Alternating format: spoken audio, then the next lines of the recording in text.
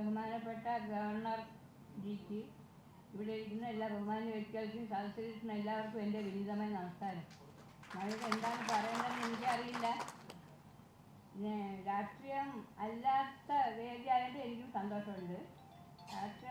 ഒരു രാഷ്ട്രീയത്തോടും എനിക്ക് മമതാബന്ധമില്ലെന്ന് ഞാൻ ആദ്യമേ പറയാം. കാരണം ഞാൻ ചെയ്യുന്ന മേഖലയും ഒന്നാമത് അതാണ്. ഇടതിനെയും വലുതിനെയും കട്ടുറുമ്പം മുതൽ കരിമൂർക്കം വരെ കടിയേറ്റൽ ആ പ്രദേശത്ത് എൻ്റെ അടുക്കലാണ് കിട്ടാറ്. രാഷ്ട്രീയമില്ല, പാലമില്ല, എല്ലാ സ്ഥലത്തോടെ വരാറുണ്ട്. അതിന് സമയപരിധിയില്ല. പക്ഷേ മറ്റു രോഗങ്ങൾക്ക് ഇന്നലെ വരെ തമിഴ്നാട്ടിൽ നിന്ന് വരെ ആൾക്കാർ എത്തിയിട്ടുണ്ട്. ആശുപത്രിയിൽ സകല പൈസ വരെയും തീർന്ന് എല്ലാ ഗതിയും മുട്ടിയ ആൾക്കാരാണ് എൻ്റെ അടുക്കൽ എത്തുന്നത്. പ്രത്യേകിച്ച് വനിതകൾക്ക് വരുന്ന ഗുരുതരമായ പ്രശ്നങ്ങൾക്ക് എൻ്റെ അടുക്കൽ നമ്മുടെ പച്ചിലയിൽ തന്നെ മരുന്നുണ്ട്, അത് കൊടുക്കാറുണ്ട്, സുഖപ്പെടുത്താറുണ്ട്. അതിൻ്റെ നന്ദി അറിയിക്കാറുണ്ട്. ഞാൻ തിരുവിതാംകൂർ രാജകുടുംബത്തിൻ്റെ കുതിരപ്പുര വെച്ച പൊന്മുടി ടൂറിസ്റ്റ് കേന്ദ്രമാണ്. തമ്പുരാൻ്റെ കുടുംബം വിശ്രമത്തിനായി പൊന്മുടിയിൽ പോകുമ്പോൾ ഇടയ്ക്കിടയ്ക്ക് ഓരോ വിശ്രമ കേന്ദ്രങ്ങളുണ്ട്.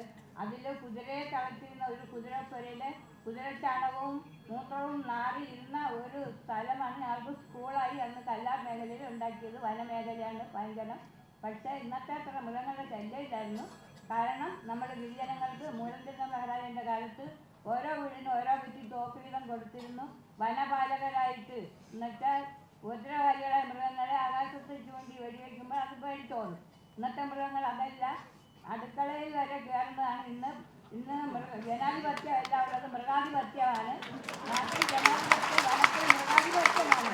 കാരണം പൊന്മുടി ഉള്ള മലയറ്റനെ ടൂറിസ്റ്റുകൾക്ക് വേണ്ടി തുറന്നു കൊടുത്തിട്ട് പവിത്രമായ വനമേഖല, ഞങ്ങൾ ആദിവാസികൾ ആദരിക്കുന്ന വനമേഖല അത്രയും നാനാതരത്തിൽ ഇന്ന് മദ്യക്കുപ്പിയുടെയും മറ്റ് അനാശാസ്യ പ്രവർത്തനങ്ങളുടെ മേഖലയാക്കി ടൂറിസം എന്ന പേരിൽ തുറന്നു കൊടുത്തുകൊണ്ട് പിന്നെ മൃഗങ്ങളെല്ലാം ഇന്ന് തിന്നാനൊന്നുമില്ല. സോഷ്യൽ ഫോറസ്റ്റ് എന്നൊരു വകുപ്പ് എന്നുണ്ടായ അന്ന് മുതൽ വനം നശിച്ചു. വനത്തിൽ ഉപയോഗമുള്ള ഒരു വൃക്ഷവും ഇല്ല. നമ്മൾ വനത്തിൽ പിറന്ന് വളർന്ന് എനിക്കിപ്പോൾ 80 വയസ്സ് കഴിഞ്ഞതേ ഉള്ളൂ. മെയ് 8 എൻ്റെ 81 വയസ്സ്.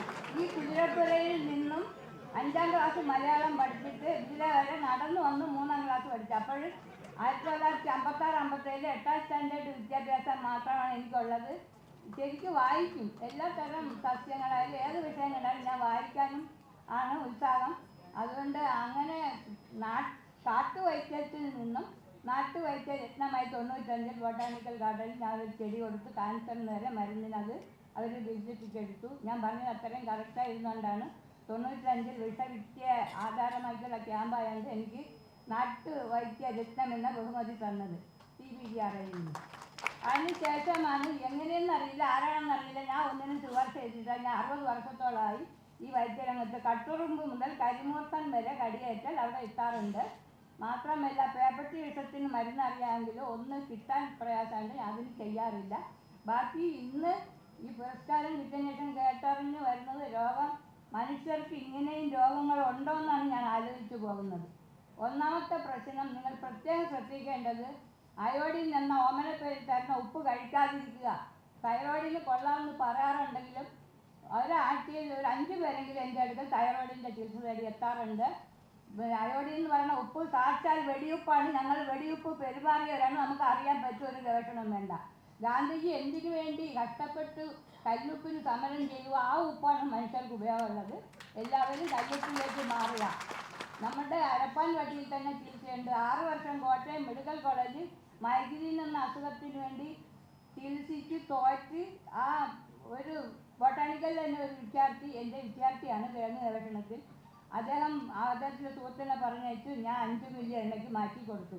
അതിനുശേഷം ഇപ്പോൾ മാറിപ്പോയ ഗവർണർ പോലും ശ്രീമതിക്ക് എൻ്റെ വീട്ടിൽ വരാനുണ്ടായി.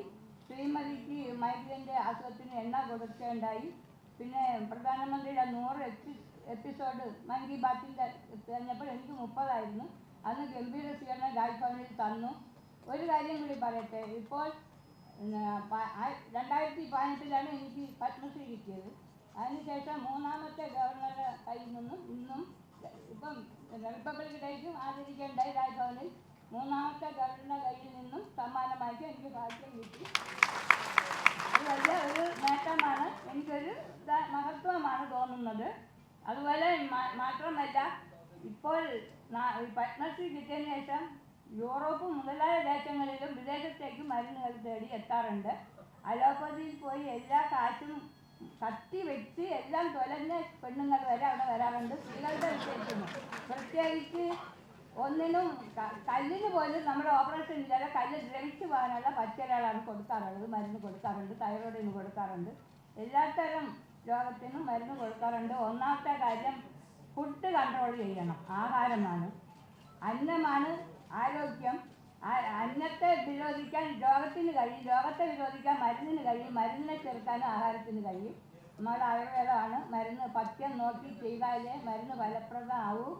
പിന്നെ സ്ത്രീകൾക്കുണ്ടാകുന്ന ബ്ലീഡിങ്, യൂട്രസിൽ ഉള്ള കുരുക്കൾ, മുഴ എല്ലാം തന്നെ കഴിയുന്നതും ആശുപത്രിയിൽ പോകാതെ തന്നെ മാറ്റാൻ പറ്റുന്ന ഔഷധങ്ങൾ നമ്മുടെ പച്ചിലയിലുണ്ട്.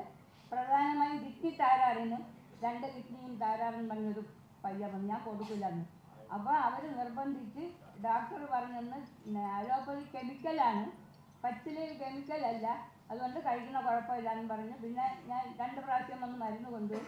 അവർക്ക് ഓക്കെ ആയി. ഇപ്പോൾ വിളിയുമില്ല, വരവുമില്ല, കുഴപ്പമില്ല. പച്ചിലയിൽ തന്നെ മരുന്നുണ്ട്.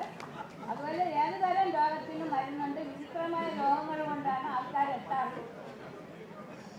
60 വർഷമായ ചികിത്സയ്ക്ക് ഇപ്പോൾ പത്മശ്രീ കിട്ടിയത് ഇപ്പോൾ ആകാശവാണിക്കാരോട് ചോദിച്ചു ഇപ്പോൾ എന്ത് തോന്നി? അവർ ഇപ്പോൾ മഹാതൊന്തറ തോന്നുന്നു. കാരണം എഴുതാനും വായിക്കാൻ ഞാൻ 81-ൽ ഇന്ത്യൻ മഹിളാ സമാജം മൊട്ടമുടി കേന്ദ്രമാക്കി തുടങ്ങി. അതിനു മുൻപ് 72 തൊട്ടേ കോൺഗ്രസിൻ്റെ പ്രവർത്തകർ വരദരാജൻ നായർ, AK ആന്റണി മുതലായ മഹാന്മാരത്രയും നമ്മുടെ ഏരിയയിൽ വന്നിട്ടുണ്ട്. നമ്മുടെ ആൾക്കാരത്ര ആത്മാർത്ഥമായി കോൺഗ്രസിൻ്റെ പ്രവർത്തകരായിരുന്നു. ഇപ്പം 81-ൽ ഞങ്ങൾ മഹിളാ സമാജം രൂപീകരിച്ച് ഞാൻ 16 വർഷക്കാലം മഹിളാ സമാജം കൊണ്ട് നടന്നു. 82-ൽ തപസ്യയിൽ ചേർന്നു. സാഹിത്യ മേഖലയിൽ മഹാന്മാരുമായിട്ടുള്ള എഴുത്തിൽ പെട്ട്. ഇപ്പം കണ്ണ് ഓപ്പറേഷൻ ചെയ്തുകൊണ്ട് എനിക്ക് വായിക്കാനും പറ്റുന്നില്ല. ഞരമ്പിൻ്റെ പ്ലോട്ടിങ്. എനിക്ക് സഞ്ചാരമുള്ളതുണ്ട്, എപ്പോഴും പോകണം. ഞാൻ ദുബായി പോയിട്ടുണ്ട്, ഷാർജയിൽ പോയിരുന്നു, പിന്നെ ജാർഖണ്ഡ് പോയിരുന്നു, തമിഴ്നാട്. ഇപ്പോൾ ഈ കഴിഞ്ഞ സെപ്റ്റംബറിൽ ഭോപ്പാൽ പോയി. 2ാമതും ഭോപ്പാൽ വിളിച്ച് പോകേണ്ടായി. പിന്നെ മാർച്ചിൽ തെലങ്കാന രാഷ്ട്രപതി പങ്കെടുത്ത വേദിയിൽ പോയിരുന്നു. ഇപ്പം പിന്നെ കഴിഞ്ഞ 5-ാം തീയതി ഞാൻ ആന്ധ്രാപ്രദേശിലും ആദിവാസികളുടെയാണ് സർവകലാശാല, അവിടെയും പോയിട്ട് വന്നേ ഉള്ളൂ. ഇപ്പോൾ ഇനി അടുത്ത ആഴ്ച കോഴിക്കോട് വീണ്ടും പോകേണ്ടതുണ്ട്. കിസാറ്റിൻ്റെ ആസ്ഥാനമാണ് ഭോപ്പാൽ, പട്ടികവർഗ വികസന വകുപ്പിൻ്റെ ആസ്ഥാനം. അവിടെയും 2 പ്രാവശ്യം പോയിരുന്നു. ഇങ്ങനെ യാത്രയുടെ ഇടയിൽ രോഗികൾക്ക് മരുന്നുണ്ടാക്കണം. മരുന്ന് എണ്ണ മൊത്തവും ഞാനാണ് വീട്ടിൽ തന്നെയാണ് വയ്ക്കാറ്. ബാക്കി ക്യാൻസറിൻ്റെ മരുന്ന് കൊടുക്കാൻ പറ്റും. രോഗികളുടെ സഹകരണം ഉണ്ടെങ്കിൽ മിക്ക രോഗവും മാറ്റാൻ പറ്റും. തലവേദന വന്നാൽ മൈഗ്രെയിൻ 5 മില്ലി എണ്ണയാണ് ഞാൻ കൊടുക്കാറുള്ളത്. അത് മാത്രം മതി, ഒറ്റ വെയ്പ്പാണ്, പിന്നെ വേറെ ഒന്നുമില്ല. പക്ഷേ സൈനോസൈറ്റിസ് എന്ന് പറഞ്ഞില്ല, മണ്ടപ്പീനസാണ്. അതിനാണെങ്കിൽ നമ്മൾ അരപ്പാൻ പറ്റിയിൽ തന്നെ ചികിത്സയുണ്ട്, വേറെ ഒന്നും ചെയ്യണ്ട, ഗുളിക ഒന്നും വിഴുങ്ങണ്ട.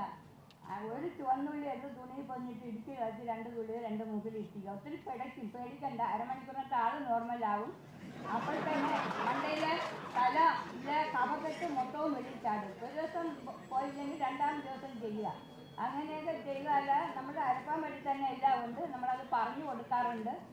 ഇപ്പോൾ ഞാൻ ഇതിനകത്ത് ചെന്നിത്തല പരിചയപ്പെട്ട മഹിളാ സമാജം കൊണ്ട് നടന്ന കൂട്ടത്തിൽ ഞങ്ങൾ ലീഡറാണ് അന്നത്തെ. എപ്പോഴാണോ ലീഡർ വരുന്നത് അപ്പോൾ ഞങ്ങൾ പെണ്ണുങ്ങൾ അത്രയും യൂണിഫോമത്തോടെ അങ്ങ് ഇറങ്ങും. അങ്ങനെ ഞാനും പകലിൽ അത് പ്രവർത്തിച്ച് നടന്നു. അന്ന് ഇദ്ദേഹം യൂത്ത് കോൺഗ്രസിൻ്റെ പ്രവർത്തകനായിരുന്നു. അങ്ങനെ നമുക്ക് പരിചയമുണ്ട്. ഇപ്പോൾ ഓർമ്മയുണ്ടോയെന്ന് അറിയില്ല. അദ്ദേഹത്തെ ഇപ്പോൾ വളരെ കാലം കൂടി ഇന്നാണ് കണ്ടുമുട്ടി. എനിക്ക് ഒരു അഭ്യർത്ഥനയുണ്ട്.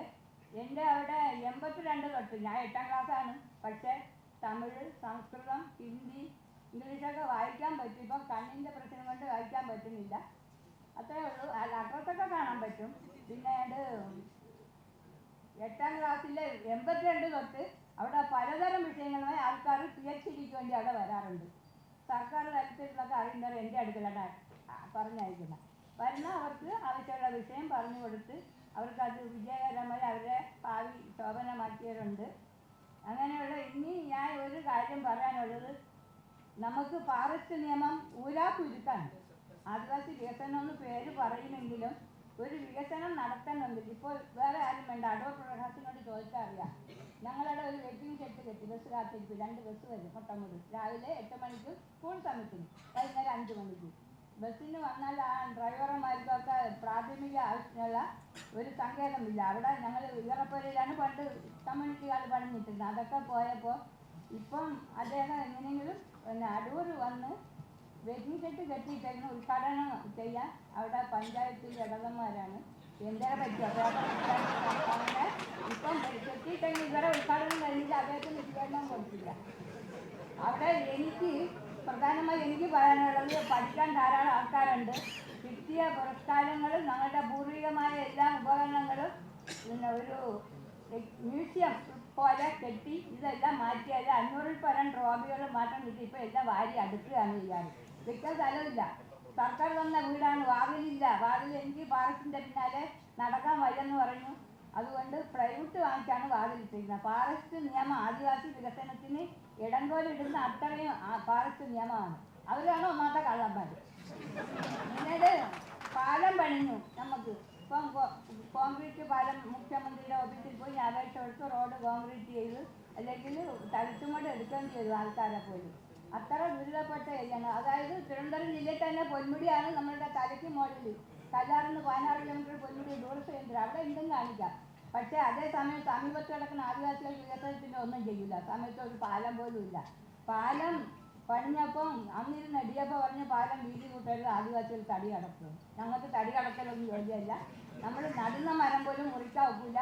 ഒന്നാമത് ഈ മൃഗസ്നേഹികളെയും പ്രകൃതി സ്നേഹികളെയും നിയന്ത്രിച്ചില്ലെങ്കിൽ ആദിവാസികൾ വികസിക്കുന്നതല്ല. അവർക്കാണ് നിയന്ത്രണം. നമ്മളൊരു പോറ്റ മുറിച്ചപ്പോൾ അത് പ്രകൃതി നാശം. വനത്തിൽ തീ കത്തിച്ചാലേ പലതരം ഔഷധ സസ്യങ്ങളുണ്ടാകുന്നു. മൃഗങ്ങളില്ല, പക്ഷികളില്ല. നമ്മൾ കേട്ട് വളർന്ന പക്ഷികളുടെ സംഗീതം ഒന്നുമില്ല അവിടെ. കാരണം ഒന്നുമെല്ലാം പന്നിയും മറ്റ് ആന. എൻ്റെ ഇപ്പോഴത്തെ വനമന്ത്രി പറഞ്ഞിരിക്കുന്നത് ആനയെ കല്ല് വെച്ച് എറിയരുത്, കാലിൽ കൊണ്ടുവന്നാൽ പൊറിപ്പിക്കാൻ പാടും. ഇത്തരമുള്ള ചെറിയ മരങ്ങൾ വെച്ച് എറിയാവും. അദ്ദേഹം വന്ന് എൻ്റെ മൂത്ത മോനെ 2005 കാട്ടാന കൊന്നതാണ്. ബാങ്ക് അടിച്ചറായിരിക്കെ ഒരു ഐസറിൻ്റെ ഭാഗത്തൊരു അമ്പലമുണ്ട്. അവിടെ പോയപ്പോഴത്തേക്ക് വഴിക്ക് വെച്ച് കാട്ടാന പിടിച്ച് കൊന്നതാണ്. അതിനുശേഷം പിന്നെ മരുമകനെയും 2-3 വർഷമായി ആന കൊന്ന്. അതിനെന്തെങ്കിലും ആരും പൈസ കൊടുത്തോണ്ട് വ്യക്തികളെ കിട്ടുമോ? അത്തരം കുഴഞ്ഞ പ്രശ്നങ്ങളാണ് നമ്മുടെ ജീവിതം. വനവാസി വികസനത്തിന് ഫോറസ്റ്റ് നിയമം ഇടങ്കലിടുന്നതാണ്. പൊതുപ്രവർത്തകരായാലും അത് ശ്രദ്ധിക്കണം. നമുക്കൊരു സഹായത്തിന് വേണ്ടി എന്തെങ്കിലും ചെയ്യാൻ പറ്റണം. പാലം വീതി കൂട്ടിയാൽ തടിയെടുത്ത് നമുക്ക് തടിയെടുക്കലല്ല ജോലി. നമുക്ക് യാത്രാ സൗകര്യം വേണമെന്ന് ബസ്സും ഡിസ്റ്റാഴ്ചയുള്ള റോഡ് പോയാൽ ആറ്റിട്ട് പോകും. അങ്ങനത്തെ ബുദ്ധിമുട്ടിലാണ് നമ്മുടെ ജീവിതം. എങ്കിലും നമ്മുടെ കഴിവിൻ്റെ പരമാവധി ഇങ്ങനെ ജീവിച്ചു പോകുന്നു. പൊതുജനങ്ങൾക്ക് നന്മ രോഗി വന്ന് പടയ്ക്കുമ്പോൾ അതിന് എങ്ങനെയെങ്കിലും രക്ഷപ്പെടുത്താൻ, ജീവൻ രക്ഷിക്കാനാണ് നമ്മൾ ശ്രമിക്കാറ്. സാമ്പത്തികം പോലും നോക്കാറില്ല. അതുകൊണ്ട് സാമ്പത്തിക ബുദ്ധിമുട്ടുണ്ട്. ഒരു ഇൻസ്റ്റിറ്റ്യൂട്ട്, ആശുപത്രി ഉൾപ്പെടെ 18-ൽ ഒടിയൻ തിരുമാറൊക്കെ വന്നൊരു കോലാകലം. മാതൃഭൂമിക്കാരും തറക്കല്ലിട്ടു. ഇവിടെ പോയാൽ കല്ലാവിടെ കിടക്കുന്നു. എനിക്ക് ഇൻസ്റ്റിറ്റ്യൂട്ട് ഉൾപ്പെടെ ഒരു ആശുപത്രി, ഇൻസ്റ്റിറ്റ്യൂട്ടും മ്യൂസിയം ഉൾപ്പെടെ പണിഞ്ഞ് കിട്ടണമെന്ന് ആഗ്രഹമുണ്ട്. ഞങ്ങൾ കഴിയുന്നത് ഇപ്പോൾ എല്ലാവരോടും രാജിക്കുകയാണ് ചെയ്യുന്നത്. ഒരു സ്ഥാപനം ഉണ്ടാക്കണമെന്ന്. പഠിക്കാൻ ആൾക്കാർ ധാരാളം. അതുകൊണ്ട് ഇവിടെ ഇന്ന് സ്വീകരണം തന്നതിനും ഈ സമ്മേളനം കണ്ടതിനും വലിയ സന്തോഷമുണ്ട്. എന്നെ ക്ഷണിച്ചതിൽ സന്തോഷമുണ്ട്. എല്ലാവർക്കും നമസ്കാരം. Now we have a glance over the short video segment of Gandhigram project.